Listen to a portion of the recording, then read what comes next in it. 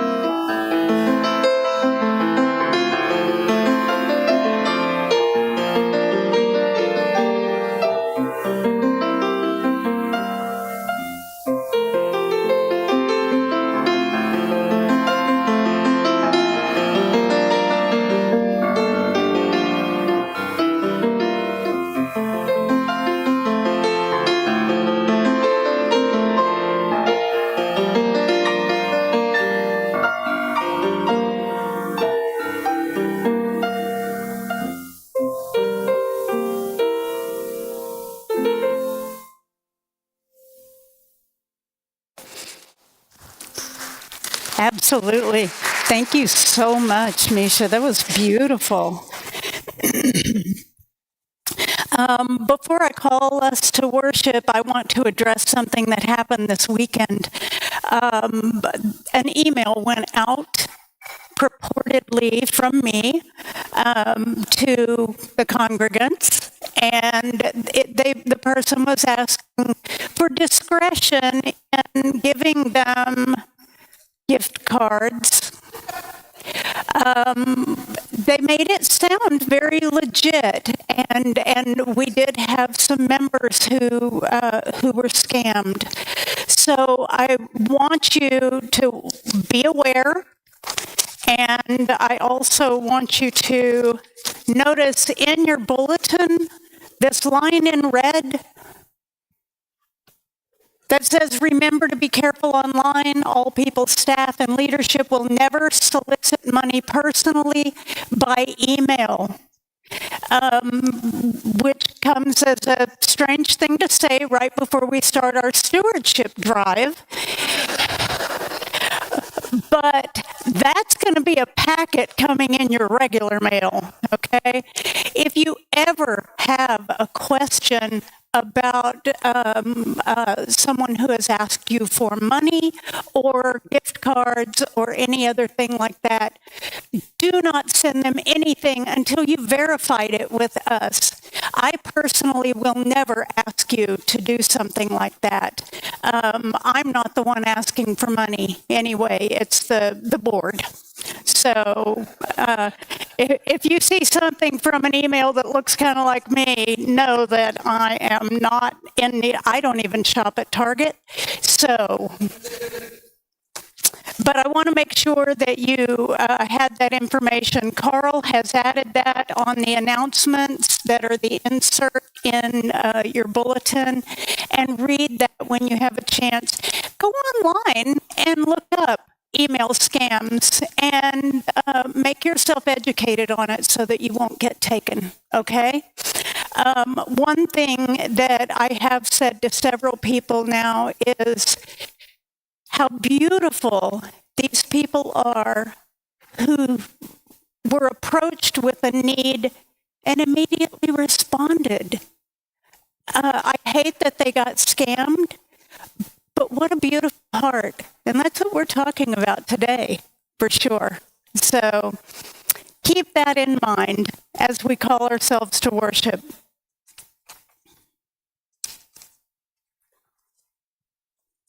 Our call to worship this morning are words by Jennifer Stokes. We have blessings on this, our church home. May this building be a tool to continue the good work of our helping hands, our loving hearts, and open minds. May this home be safe harbor for all who sail upon the sea of life and a beacon of hope to those on rough waters.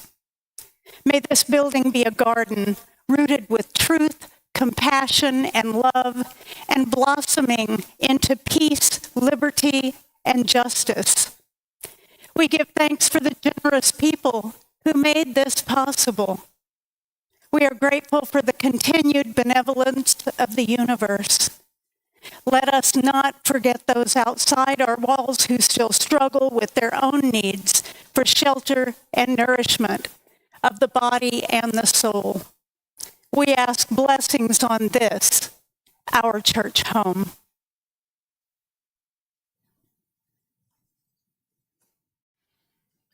We now invite you to rise in body or spirit for the chalice lighting, opening hymn, and spoken affirmation. Our chalice lighting words come from Reverend Scott Taylor. We kindle this light to help us look upon the world anew. May it help us remember that reverent eyes lead to revelation. In the glow of this hour, may attention be our prayer, the vehicle through which we love this world and enable it to love us back. Please join now in singing our hymn of the month for March, opening hymn number 368. Now let us sing.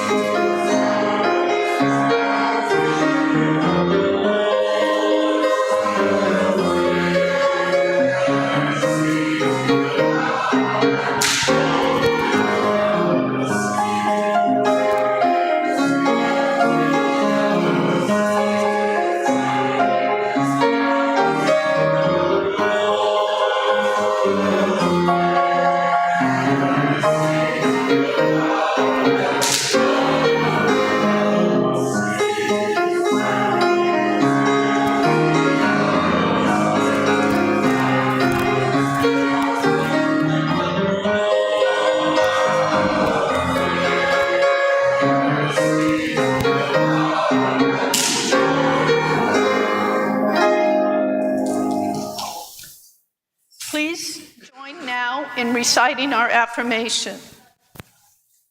The words are in the order of service and also projected on the screens. Love is the doctrine of this church.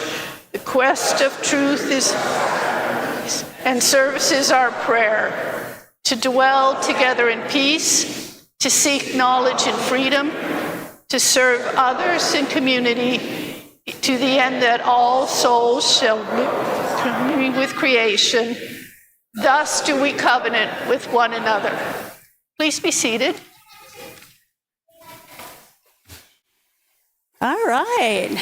Let's have our younger folk come down here with us. Good morning. We have a couple of are y'all gray wolves? Yes. Is that it? That we have a couple of gray wolves here this morning. So, yeah. And are you... There we go. Can you tell that they spent a little time at Great Wolf Lodge? All right. Today we're going to be talking about Jet Pig. Do you know Jet Pig? No, I Do y'all know Jet Pig? Yes. Oh, Ivy always knows things. So Jet Pig is just it's the first letter of each of our values. Okay? So we have justice, equity, transformation, pluralism.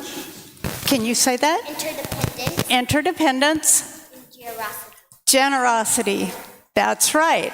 And that spells out Jet Pig. So it makes it easy to remember, right? I think it does.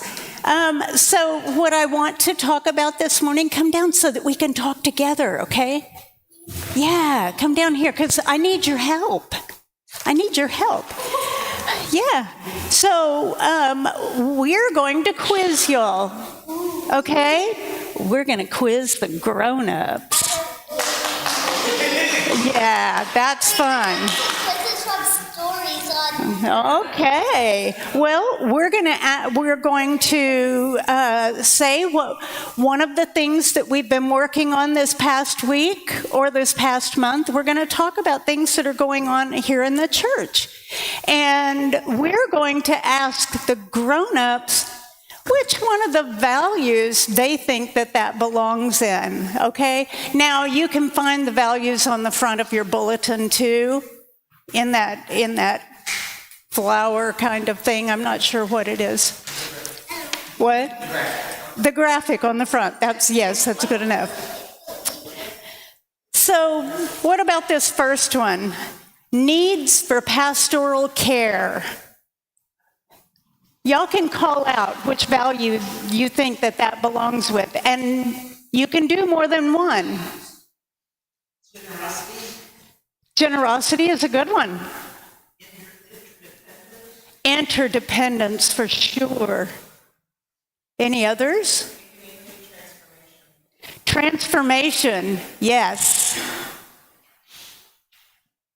Okay, how about the upcoming DFW Anarchists Book Fair? Yeah. It's going to be here. What do you think that belongs in? Transformation, pluralism, justice, interdependence, equity. Yeah. That's really good. They named almost all of them for that one. Okay, what about when we have memorial services and funerals here? Interdependence. Transformation. Generosity. Yeah. All right. What about when LGBTQ saves, uses our building for youth in the area? Justice, yeah. Equity.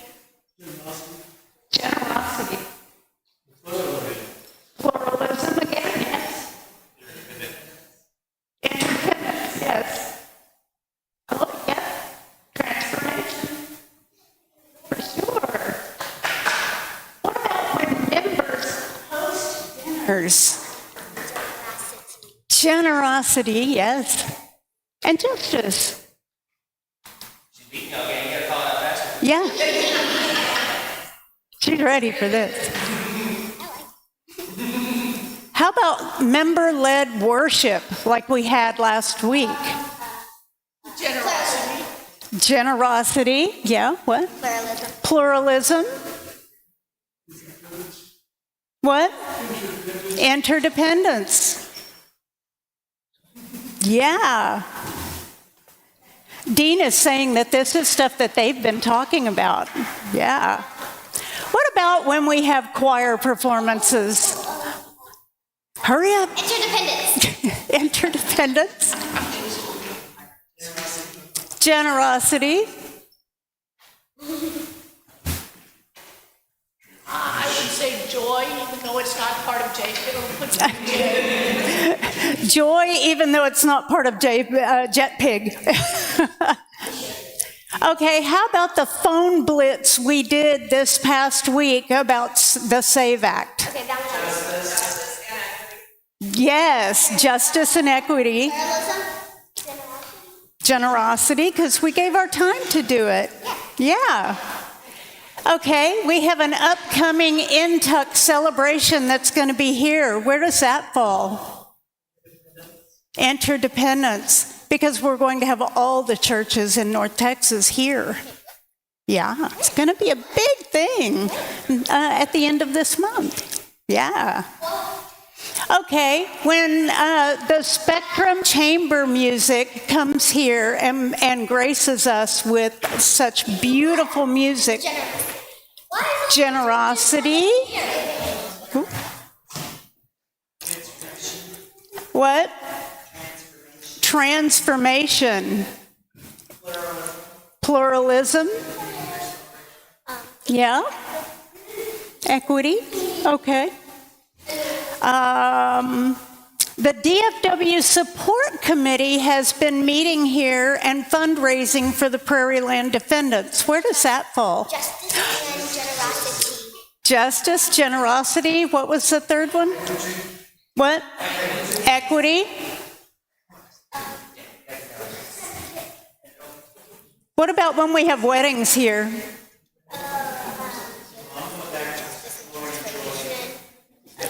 Hang on.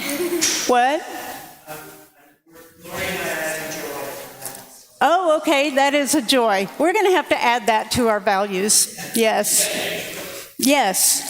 Yes, Jet Pig. That's good. The Hungry Hound Hustle that we participate in every year. Generosity. Equity, justice, and I would say also transformation, because it transforms lives like you just wouldn't believe. What? Oh, you said that. I didn't hear it. Well, you're right, Alex. The Crossroads Young Adult Group that has just begun. Interdependence. Transformation, for sure. Yep. About crafters, cups, and the movie matinees that are happening. Interdependence. Pluralism. Generosity. Transformation. So these are things that we don't talk about a whole lot, right? Like, some people here may not have even known that we had a list this long of things that are just going on in the past month. This is just what came off of my calendar. Yeah, it's a lot of stuff happening here, and every one of them relates to our values. Yeah, there's a value here. So everything on this list is a jet pig, okay? And I want you to remember that, all right? And I want all of you to remember it too. And I want you, all of you, to remind the older folk about how things relate to our values, okay? So when you hear of something going on, find an older person and let them know what value that goes with. Oh, they're talking about the fundraiser they're doing for RE in just a couple of weeks, so. Oh, nice. Okay. Well, let me know how I can help and let them know how they can help too, okay?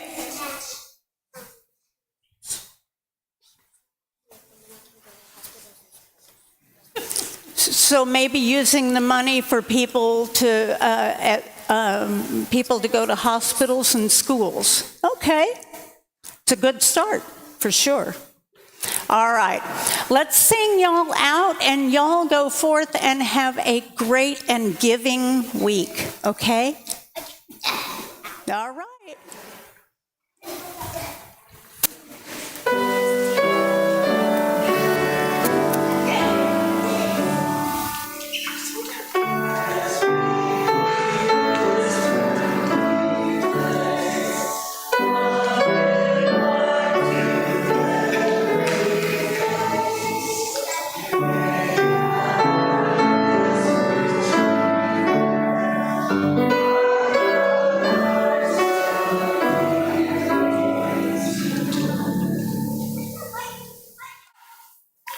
Our offertory words were written by Ellen Johnson Fay.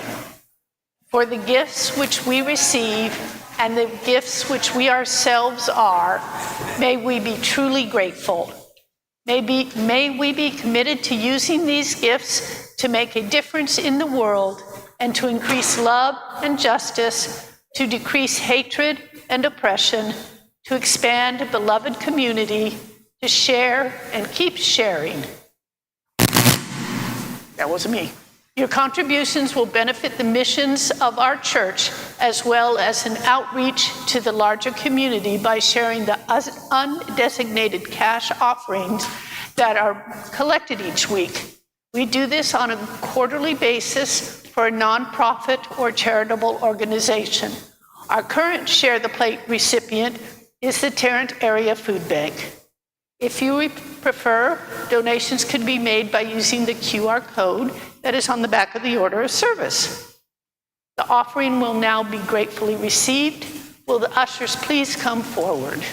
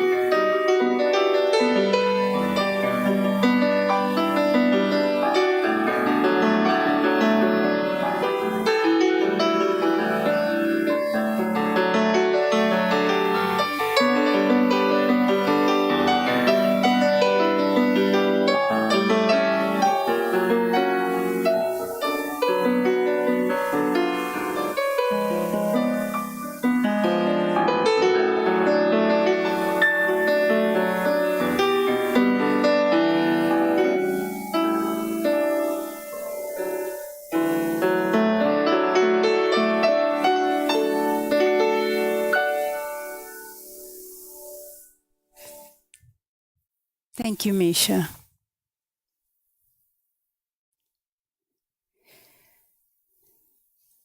D.T.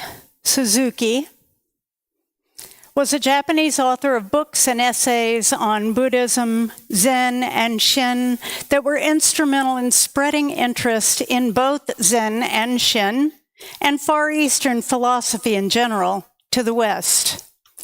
There's a Zen story he tells that captures the attitude of mindfulness with respect to living in the present and living in a state of gratitude. There are several versions of the story. Here's my version, edited in the way I like to tell it. An honor student, frustrated with his life and with school, worried about what tomorrow may bring, approached his teacher asking for some guidance.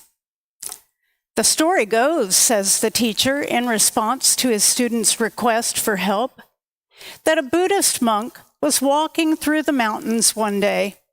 Then, out of nowhere, a tiger appears, chasing the monk toward the edge of a cliff.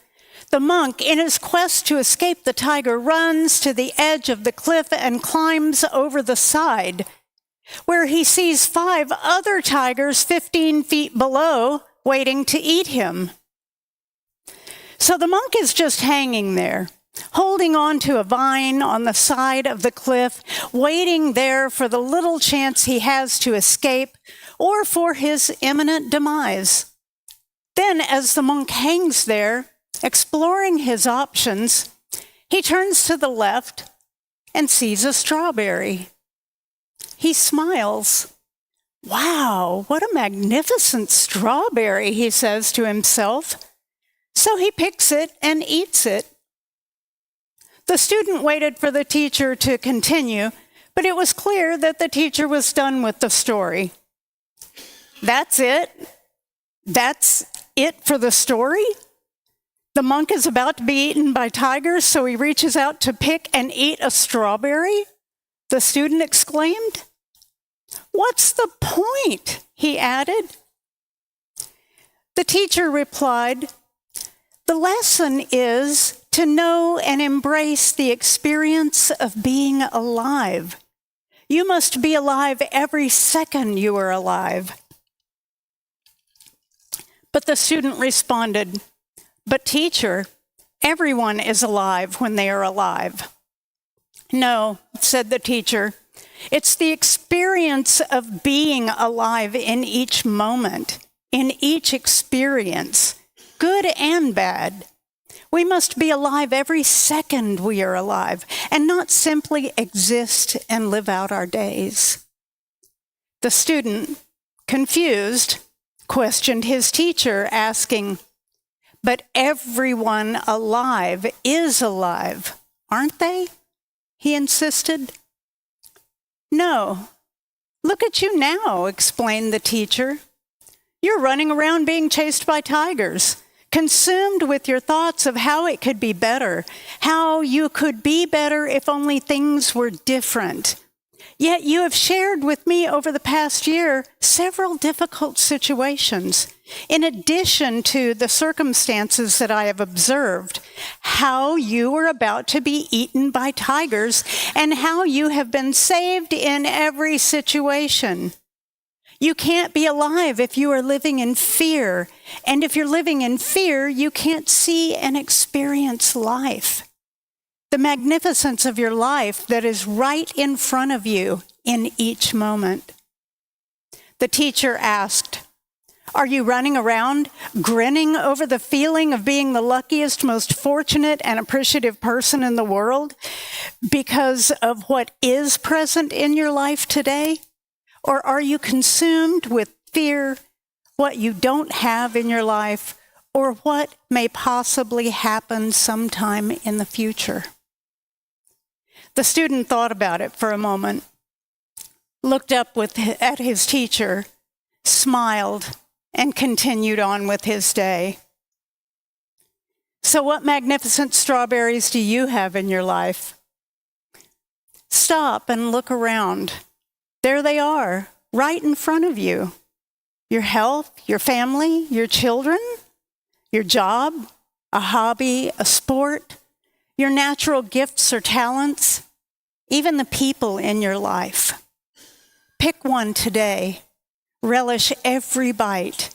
These are the daily miracles in life that we often step over and don't give the attention and value they deserve. And it's these daily miracles that ultimately create our lifestyle and the quality of life we have. After all, what's the purpose of eating a strawberry? To get to the end? Or to savor and enjoy every single delicious bite? I hope you can experience a sense of gratitude for what is around you and a deeper appreciation for what is in your life today. Balance being in the present moment today while managing your goals and dreams without living in them, which then takes you into the future. Live every day with a sense of gratitude, and you'll be the richest person in the world. Will you rise and embody your spirit as we sing our middle hymn, number 129, Let Love Continue Long.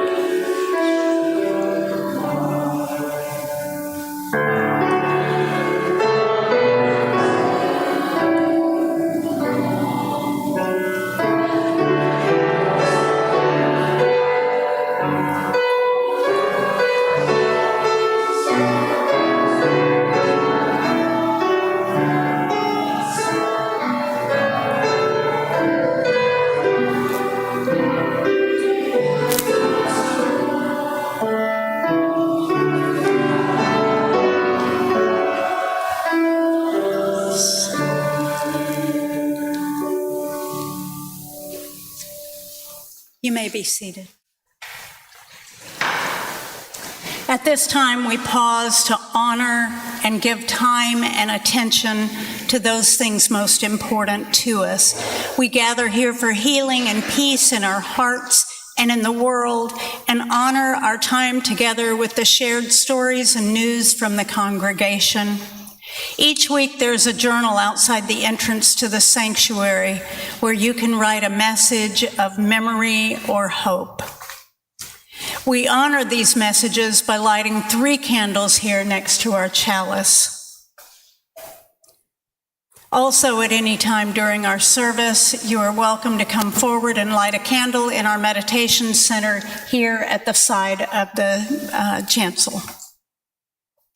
Today, from our book of Memory and Hope, we include the following. We have a joy this week from Julie Hevelone. Our congregation joined with UU congregations across the county to participate in a nonstop call blitz to Congress to speak out against the SAVE Act, which will add unreasonable requirements for voting and make it harder for people to vote. For 2 days straight, UUs called Congress every 3 minutes. Voting is our most powerful means of expression and action in the democratic process. Our denomination and our congregation made our voices heard and are actively living our faith.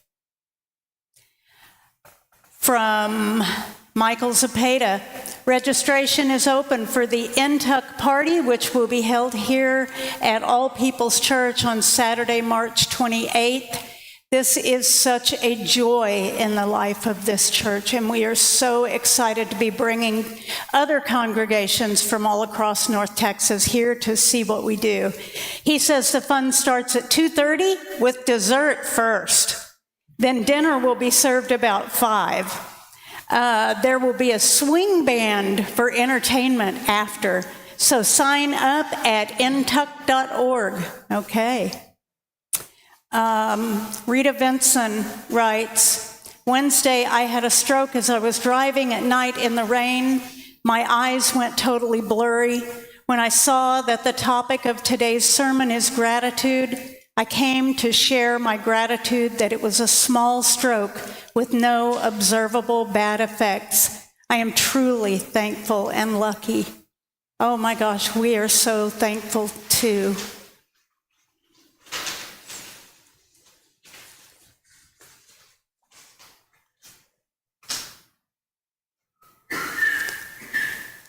I want to meditate this morning on just one thing. I want you to get comfortable, close your eyes, and I want you to think about one thing that you are grateful for this week. I want you to think about how it came to you and what you're doing with that one thing that you're grateful for.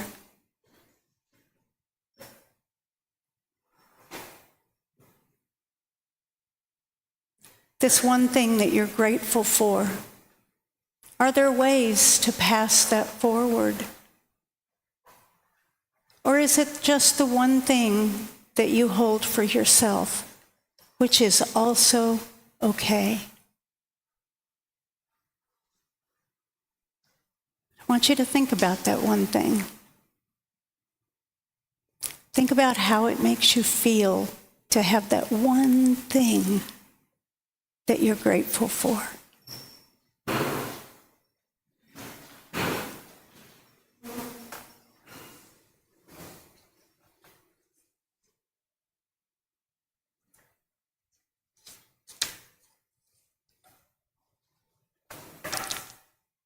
While we're meditating on our one grateful thing, we're going to pause for a few moments of silence, and that will hold and uplift the sorrows and celebrations, both spoken and unspoken, among us. And then Misha will lift our hearts with music.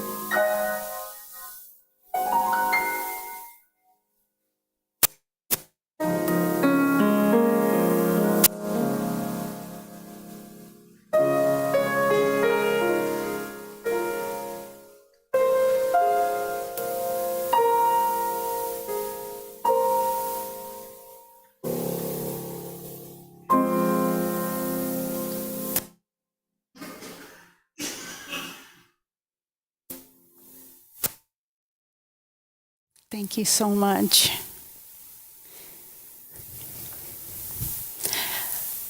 So my meditation for the thing that I am grateful for is one of my dogs. And we lost him. He was 12 years old. And I have a box full of his wonderful toys. And every time I walk into the kitchen and see that box of his toys, it's bittersweet. But I'm so grateful for those 12 years with him, greeting me at the door. Every single time I came home, no matter what kind of mood I was in, he brought me one of those toys. Now, you weren't allowed to take the toy. He just brought it to you to see. Yeah. But we all have these things in our lives that just overflow us with gratitude, and it's important for us to recognize that.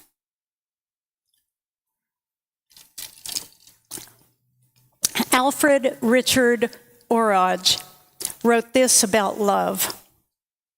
Conscious, perfect love is when you love somebody so completely that you wish only for your beloved's self-realization, that they are given the space and the wherewithal to discover who they are without thought of reciprocation or reward for oneself.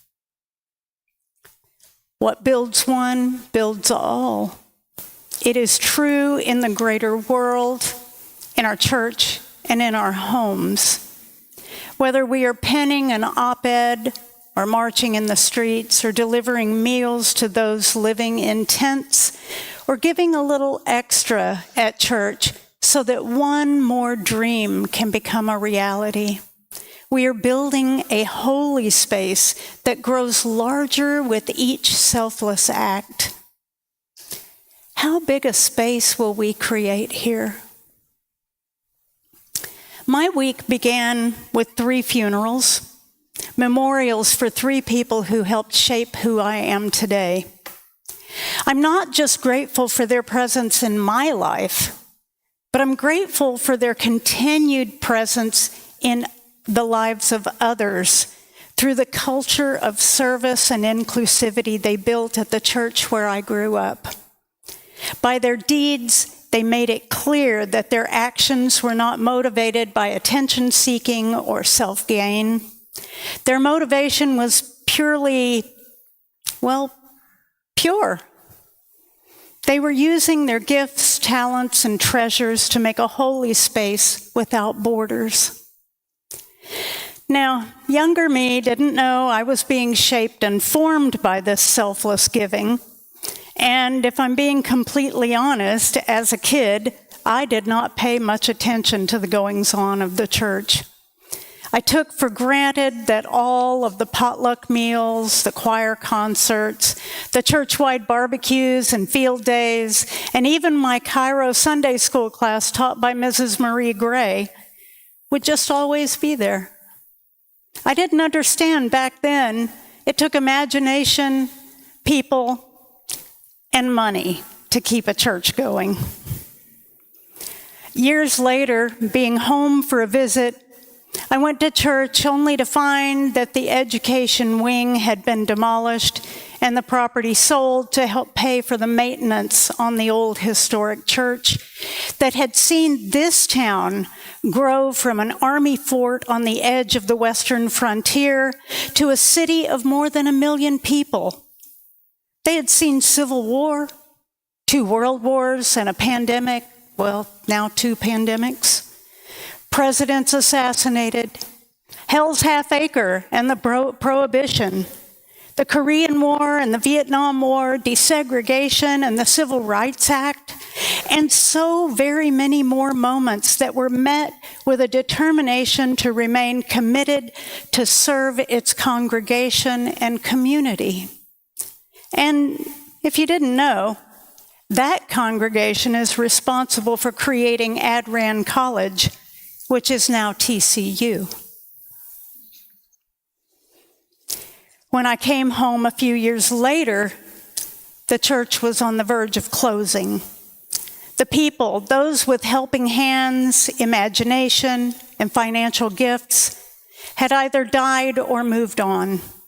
Some to the newer suburbs that boasted big neighborhood churches and lots of young people to fill them. And my old church withered.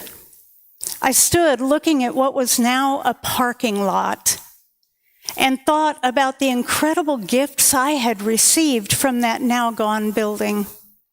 The Sunday school lessons, the friends made, the swimming pool and gym, the stage where all the fun programs happened, the weird old elevator with the iron gate and the big buttons you literally pushed in, the warnings to keep your hands and feet inside the ride at all times. All churches experience difficult times, financially and congregationally. And what I learned from the church downtown was that this was far from the first time they had dealt with hardship.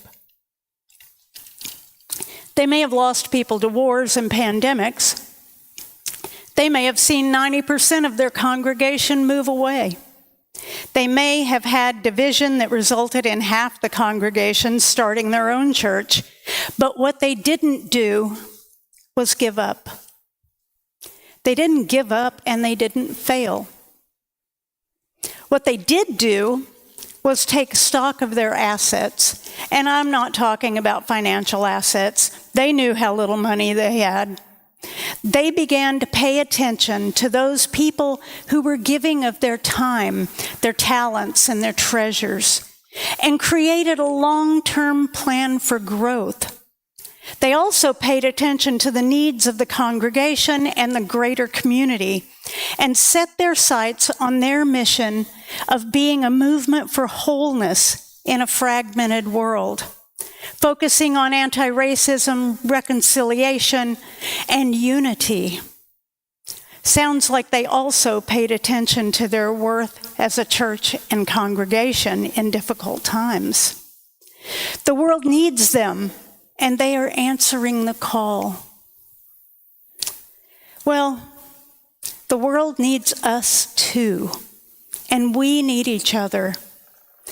As we focus on building upon our vision of fostering a diverse, inclusive community centered on love, justice, and spiritual growth, we also look toward the greater need of building beloved community that actively combats oppression, encourages spiritual development, and acts with compassion in the world. We want to guide our decisions and actions according to our principles and with grateful and holy hearts that do the work because it is the right thing to do. I was listening to President Obama speak at Reverend Jesse Jackson's funeral, and I want to share a little of that right here. He talks about the hard work behind us and the more difficult work ahead. He says, we are living in a time where it's hard to hope. Each day we wake up to some new assault on our democratic institutions, another setback to the idea of the rule of law, an offense to common decency. Every day you wake up to things you didn't think were possible. Each day we're told by those in high office to fear each other and turn on each other, and that some Americans count more than others, and that some don't even count at all. Everywhere we see greed and bigotry being celebrated, and bullying and mockery masquerading as strength. We see science and expertise denigrated, while ignorance and dishonesty and cruelty and corruption are reaping untold rewards. Every single day we see that, and it's hard to hope in those moments.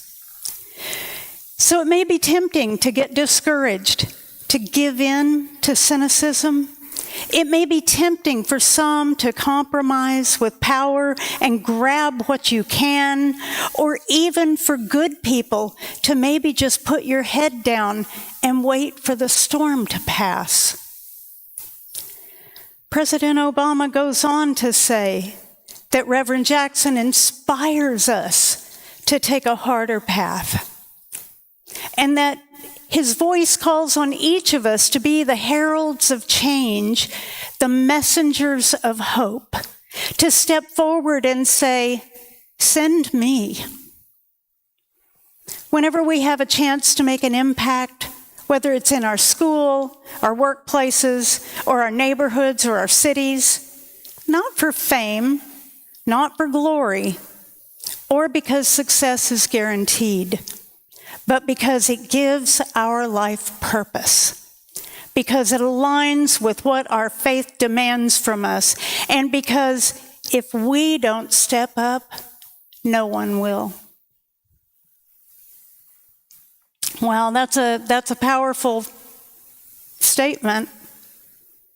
Wherever we have a chance to make an impact, whether it's in our school, our workplaces, or our neighborhoods or our cities, not for fame, not for glory, or because success is guaranteed, but because it gives our life purpose, because it aligns with what our faith demands from us, and because if we don't step up, no one will.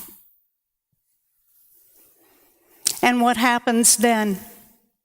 Well, we know what happens if we don't step up. We walk away from our values and the important work our church is doing.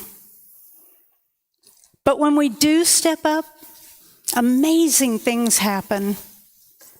This church has seen hard times for sure, but this congregation doesn't give up. That kind of thinking doesn't align with our values or our mission. Remember, like I said earlier, the world needs us too, and we need each other. And as we focus on building upon our vision of fostering a diverse, inclusive community centered on love, justice, and spiritual growth, we will also look toward the greater need of building beloved community that actively combats oppression, encourages personal spiritual development, and acts with compassion in the world. Again, we want to guide our decisions and actions according to our principles and with grateful and holy hearts that do the work because it's the right thing to do. We want our work to be meaningful, making a real and lasting difference in this world, together in this life. Vale Weller says, our mission states it clearly. This religious community exists to support the transformation of each one of us and the transformation of society. We need a place where we can celebrate life, come together to mourn and marry and march, and to learn spiritual practices which will help us to live our values every day of the week. And we need a place which will challenge us to recognize our own privilege and invite us to be counted among those who are willing to change our lives for the sake of others. This will motivate us to see our interconnectedness with all of life and will lead us to heal the environment, heal racism, heal classism, ableism, and homophobia. It will lead us to become more and more generous and more moved to help. As I said, we're just getting started. There's so much more work to do. We're building a holy space here. Are you ready to help? Our closing hymn is number 1008 in the teal hymnal. When our heart is in a holy place, will you rise in body or spirit and join us for our closing hymn?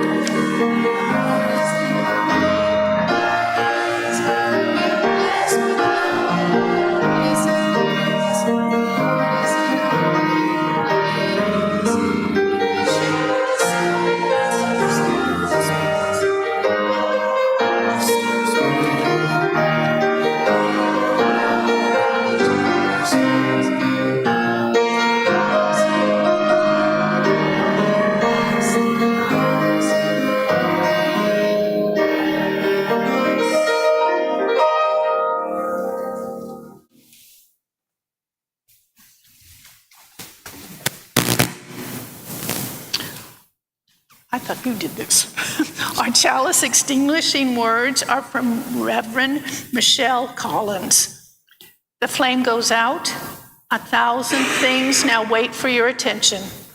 Choose carefully what receives your gaze, your time, your wonder, for what we tend to is what we become.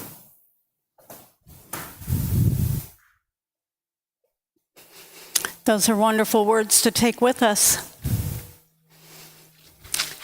Our benediction words are by Kimberly Quinn Johnson. Hush, somebody's calling your name. Can you hear it? Calling you to a past not quite forgotten. Calling us to a future not fully imagined. Hush, hush. Somebody's calling our name. What shall we do? Our service has now ended. We invite all of you to stay and join us for coffee and conversation in the library in the back of the sanctuary. Go forth and have a most magnificent and holy week.